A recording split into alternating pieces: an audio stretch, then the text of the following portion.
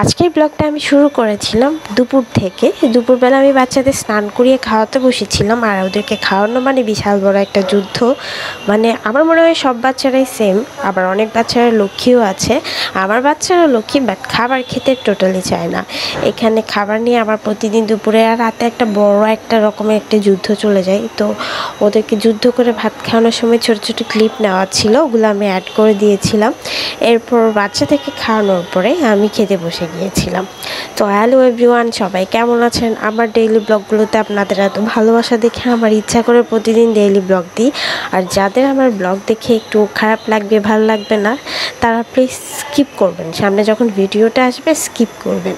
মানে আমি কাউকে ওখানে বলে দিই না জোর জবরদস্তি করে দেখতে হবে। আচ্ছা, আমি এখানে একটা রিভিউ দিয়ে দিই। বর্ণবাজার থেকে এই আচার এবং গুড়টা নেওয়া হয়েছিল। গুড়টা অনেক ভালো ছিল, বাট আচারটা আমার ট্রাই করা হয়নি, কারণ সামনে সরস্বতী পূজা, আর সরস্বতী পূজার আগে আমরা বড়ই খাই না।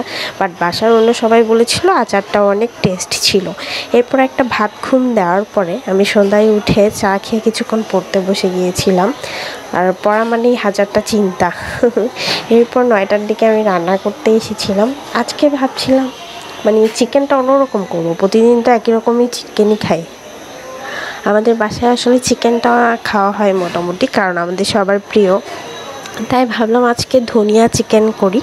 এটার রেসিপি আমি আলাদাভাবে দিয়ে দিব। এখানে যদি আমি রেসিপি সহ অ্যাড করতে চাই ভিডিওটা অনেক লম্বা হয়ে যাবে, যেটা আপনারা দেখতে মোটেও পছন্দ করবেন না। তাই ধনিয়া চিকেনের রেসিপিটা অনেকেই জানেন, বাট আমার ইচ্ছে হচ্ছে আমি যখন রান্না করেছি আমি রেসিপিটা তো অবশ্যই দিব। তো ওটা আমি আলাদাভাবে দিয়ে দিব। এখানে আমি ধনিয়া চিকেন করেছিলাম আজকে। এর আগে হচ্ছে আমি চিকেন আর বাকি যাবতীয় যা মশলা তা রেডি করে নিচ্ছিলাম। আর আমি লাস্ট ব্লগে দেখলাম যে আপনারা আমার বটিতে কাটার বিষয়টা অনেক এনজয় করেছেন, মানে অনেকে অ্যাপ্রিসিয়েট করেছেন। আসলে বটিটা আমাদের অনেক আগে থেকে, মানে আমাদের মা ঠাকুমা এর আগে থেকেও চলে আসছে। মানে আর কি জানি, বটিতে কাটতে একটা শান্তি লাগে, মানে আরাম লাগে। আর বসে থাকার থেকে আমার এভাবে দাঁড়িয়ে দাঁড়িয়ে কাটতে বেশি ভালো লাগে, মানে কেন জানি না। আর সব কাজ কেমন তাড়াতাড়ি হয়ে যায় দাঁড়িয়ে দাঁড়িয়ে কাটলে, মানে যতটুকু দরকার কেটে নিই, এরপর কাজটা সেরে নিই, আবার একটু কেটে নিই, এরকমই থাকে। চিকেনটা আসলে বাইরে থেকে পিস করে আনা হয়, বাট আজকে যেহেতু আমি ধনিয়া চিকেন করবো এই জন্য বলেছিলাম আমি আমার পছন্দ মতো পিস করেই রান্না করব, যাতে শুধু 4 পিস করে নিয়ে আসা হয়। এই জন্যই হচ্ছে এভাবে নিয়ে আসা হয়েছিল, বাট অন্য টাইমে কেটে আনা হয়। আর বটি দিয়ে কাটতে আমি স্বাচ্ছন্দ্য বোধ করি ছুরি দিয়ে কাটার চেয়েও।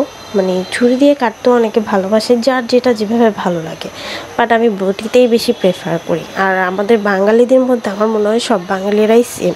আর যেহেতু আমার ঠান্ডাটা এখনও ঠিক হয়নি, ভয়েসটা দিতে মানে এত কষ্ট হচ্ছে, মনে হয় ভয়েসেই বোঝা যাচ্ছে আমি হাঁপিয়ে যাচ্ছি কথা বলতে বলতে, মানে কথা আটকে যাচ্ছে এই আর কি। তো কাটা শেষে মশলাপাতি সব রেডি করে আমি চিকেনটা বসিয়ে দিয়েছিলাম। আর রেসিপিটা পুরোটা আলাদাভাবে দিইনি, যেটা আমি বলেছি দেব।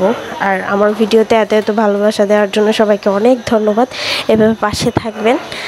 আমি অনেক উৎসাহ ফিল করছি মানে ভিডিও করার জন্য, এটা নিয়ে এগিয়ে যাওয়ার জন্য। সবাই ভালো থাকবেন, টাটা।